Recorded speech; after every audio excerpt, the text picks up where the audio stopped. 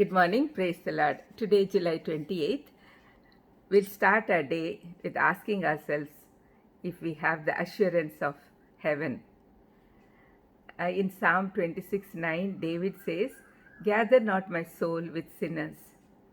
Fear made David pray thus, for something whispered, "Perhaps, after all, you may be gathered with the wicked."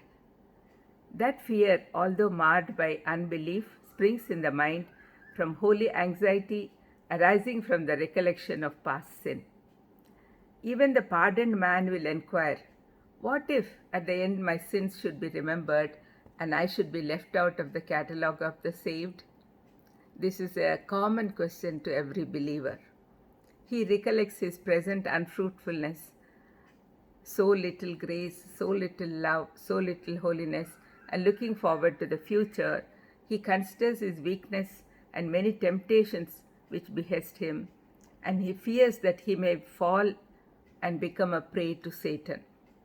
A sense of sin and present evil and his prevailing corruptions compel him to pray in fear and trembling, "Gather not my soul with sinners."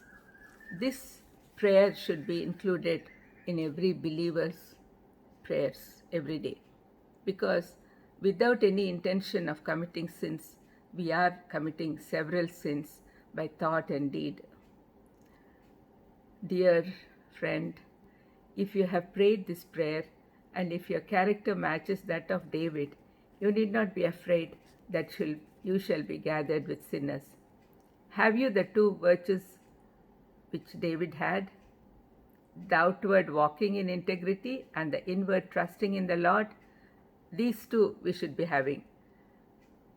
We should be walking in integrity, and in our hearts we should be trusting. Are you resting upon Christ's sacrifice, and can you approach the altar of God with humble hope? If so, rest assured you cannot be gathered with the wicked, for you are too dearly bought. Redeemed by the blood of Christ, you're His forever, and where He is, there must His people be. You are loved too much to be cast away with reprobates. Shall one dear to Christ perish? Impossible. Hell cannot hold you. Heaven will claim you. Trust in your surety and fear not. When we believe in all the promises that God has given us, we need not fear at all. God has promised that our sins won't be remembered again once we confess our sins and we are pardoned. Let's have this assurance. If we have the assurance of salvation, we will never have this fear. All the time, when faith is not increasing, we'll have these type of fears. But please, we must ask God to help us increase our faith. Let's pray.